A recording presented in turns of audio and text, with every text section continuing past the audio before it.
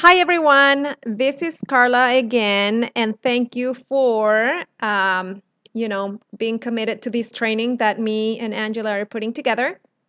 We're very happy to do this training because we want to show you what we do as coaches. And today is day 4. We're going to talk about time management. This is one of my favorite topics because I believe in time management being the key to a happy life. Let me see. All right. So, not that is everything that matters, but I believe that when you have time management, when you work on your skills to achieve a great time management mindset, you can achieve a lot of things that you want to do with your life. For example, if you are interested in losing weight, like my weight management clients, those people who need help, I always tell them that if they plan their day ahead of time, they will find the time to do the exercise. They will find the time to cook a healthy meal. Um, so it's really all about the planning and just setting up the priorities. Okay. So the step number 1 is you have to define your roles in life. This is really important because we tend to have too many roles in our lives. Some people are students and moms and work full time and they want to volunteer and they have to be a wife and they have to. So there are way too many roles. You really have to find the 6 roles that you're going to be focusing your life around. Okay. For example, these are my goals. My role. Number 1 is being a wife. Number 2 is being a mom. And I decided to put wife first because that's what works for me. I believe on having a happy marriage makes happy kids. And so, to me, I really work on my relationship with my husband because I know that reflects on my role as a mom as well. So then I'm also a business counselor. My other priority is to help my coaches grow and have a successful business. So that's one of my biggest priorities right now. I want to help them. I'm also a weight loss coach, a bootcamp instructor, and a volunteer. And not that volunteering is less important than my other roles in life, but right now I know that I have to fulfill my other roles in this order in order to find the time to volunteer. I still want to volunteer. This is one of my 6 roles in life. But in order to have more time to volunteer in the future, I have to make sure these other roles are well taken care of. Okay, so my ideal is to have more time to do this in the future. Okay, even though right now I still find the time to volunteer because this is important to me. But these are my roles, so you have to work on your roles. If you have less than 6 roles, even better. But 6, I would say, is the maximum amount of roles that you want to have in your life. Otherwise, you can be extremely overwhelmed. Okay, so one of the homeworks for today is to do this, to define your roles. All right. Step number 2, this goes directly into time management. Once you know your roles, this is going to be just a little easier because we're going to focus on a quadrant that it's all about planning. Okay, so these are the 4 quadrants according to Stephen Covey, from the book that's called The 7 Habits of Highly Effective People. If you, I'm sure a lot of you already read it. It's a very popular book. It's not an easy read, but I think it's worth it. If you haven't read the book, it's really great. The 7 Habits of Highly Effective People from Stephen Covey. All right, so one of the chapters is about time management, and he talks about these 4 quadrants. Okay, the quadrant number 1 is urgent but important activities. Okay, these are the crisis, pressing problems, or deadline projects. Sorry. Quadrant number 2, not urgent yet important. Prevention, organizing, and planning. So this is the quadrant that we're going to be focusing in, okay? This one right here. Not important yet urgent are interruptions, email, texts, and calls. Some emails are urgent, yet they're not important, right? They come to us like, oh my God, you need to answer to me right now, or your best friend is texting you. You need to get back to her. But, it's really not that important. And quadrant number 4 are trivia activities, calls, mindless TV, and pleasant activities. This doesn't mean that you should never do this, okay? But plan your time and your day around this quadrant right here, okay? Because the more you plan, the smaller these other quadrants are going to be. So the less crisis, pressing problems, or deadline problems, projects, I keep saying that. So these quadrants are just going to shrink as you start growing on this quadrant, okay? So let's say you have a project that is due in a month. Okay, so if you are planning ahead of time, that project is not going to be here. It's not going to be an urgent project. You're just going to plan ahead of time. You have a whole month to do this. You start working on it today. All right? Organizing, having your house organized. If you have a baby at home, if you're working from home and you have kids at home, then you can prevent. For example, when I'm working and I know I have something going on, phone calls to make, I make sure there's something healthy out there for them to eat. I kind of like prepare some fruit for them to munch on while I'm having my call, so I don't get interruptions from them. Like, Mom, I'm hungry. So I try to set everything up so nothing is going to interrupt either my call or my work or my video that I'm shooting. Okay, so if you plan ahead of time, of course, some crises are going to happen regardless of how much you plan. Okay, they're going to happen. But the more you plan, the more you organize, and the more you prevent, the less activities from quadrant 1, 2, and 4 you're going to have. You will want to have some of this pleasant, of course you want to have, this is why you live, so you can have some pleasant activities. But some of them are really mindless and they're not worth it. So you have to choose which activities are going to take this quadrant. Okay? And that's all about that. It's all about time management. When you're watching mindless TV and then 3 hours later you're like, oh, I've been watching TV for 3 hours. I don't even know what I watched. I mean, I cannot even remember because that happens to me a lot. Then you have to choose what you do. I would much rather do, playing a game, a board game with my kids, or something that is pleasant, yet it's meaningful. So focus should be on quadrant number 2, preventing, organizing, and planning. So here it is. Once you have those 2 steps, number 1 is, finding out your 6 roles in life. And number 2 is organizing your life, preventing and planning. Then you can have it color coded. So each role in life is going to have a color. These pictures I just got from the internet. I just couldn't do mine, but just to give you an example, my personal life with my family goes first in my calendar. Okay, so that's what I put in first, and that's colored green. So if there are activities that we have to do as a family, I put them ahead of time on color green, and that's non-negotiable.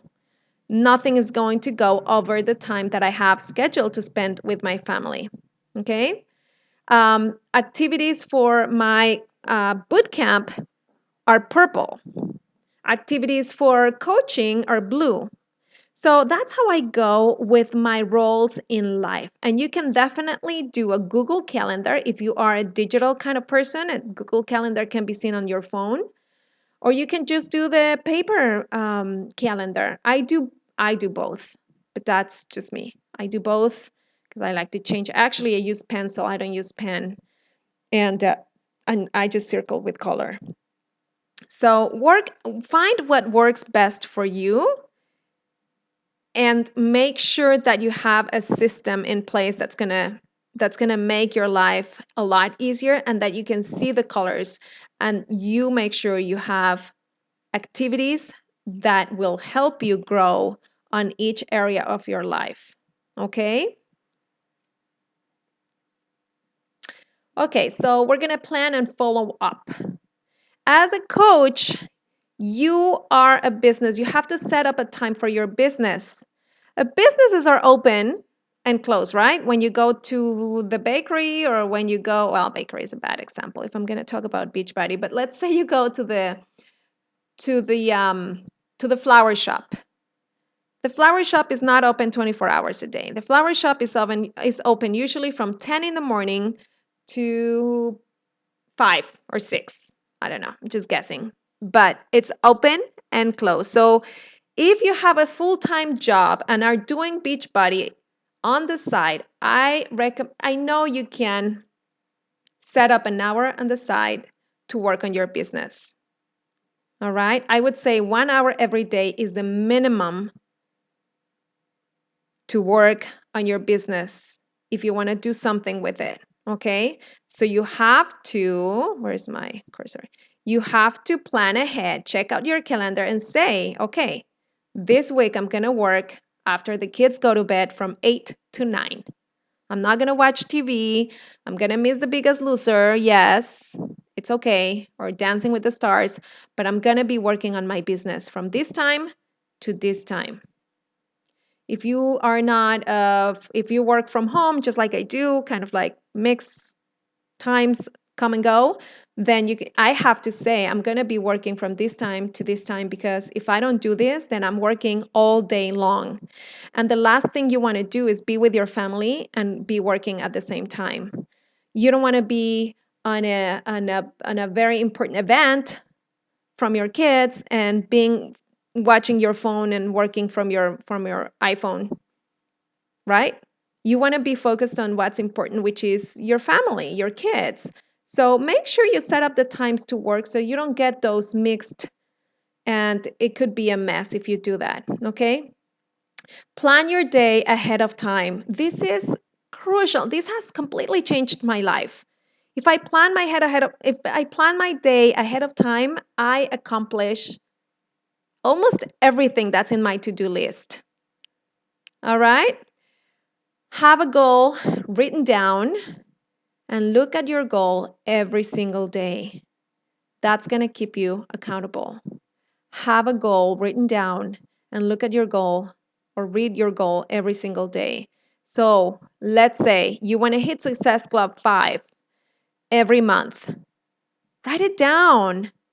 Put it right next to your bed, or in your kitchen, or in your office or somewhere. But that's your goal. You want to see it every single day. You want a reminder of what you really want to do with this.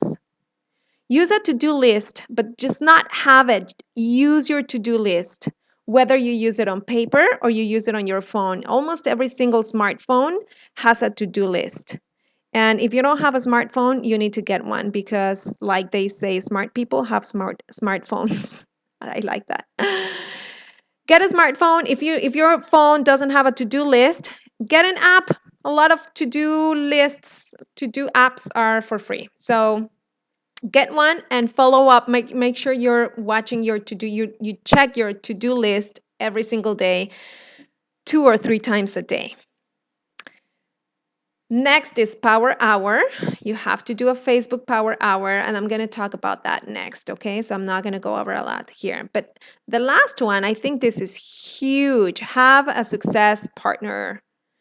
And to me, my success partner is Angela Anderson. We are doing this training together because we are success partners. We text each other every single day. We're following up with each other, and I have to text her. I've done my workout. I did my shake. I did my power hour. I'm at Success Club 3, still have 2 more points to go to reach my 5 Success Club 5 goal. So we text each other almost every single day and we follow up with each other. I know when she's reaching Success Club before I do, I feel like, oh my God, I need to catch up with her. So it's a huge part of my success as a Beachbody coach is having her and having the accountability that I get from her. Facebook Power Hour is the hour that you spend growing your business on Facebook. All right? It's not browsing around. You have to browse around a little bit because you want to connect with people, but Facebook can be a time sucker. And I'm only talking about Facebook because that's what I use for my business. But if you are doing Pinterest or Instagram or whatever other social media that you use, just make sure you set up your timer and your focus on business. All right? Because the same thing with the mindless TV, you're going to be on Facebook for 3 hours and you already know who had a baby and who went on vacation and who's going shopping, but you haven't done anything with your business. And that's not work. It's not work.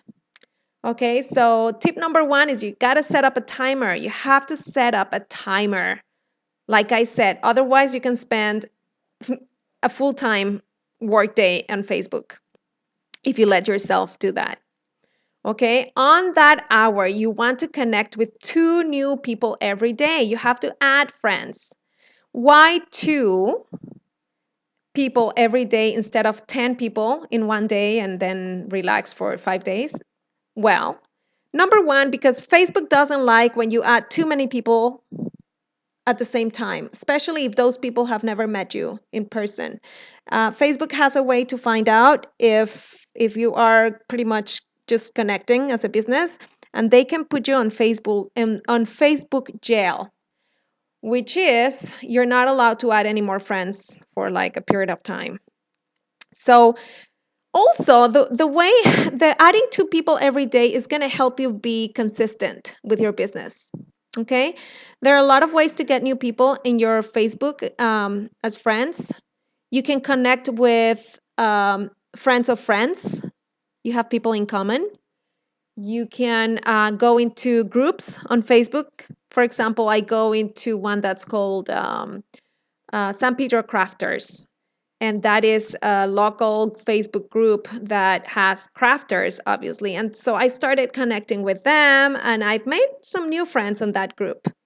So if you have something that you like I said, a crafters or cooking group or whatever group, just go into those groups and start connecting with new people. Okay. The other thing that you want to do on your Facebook Power Hour is connect with 2 old friends every day.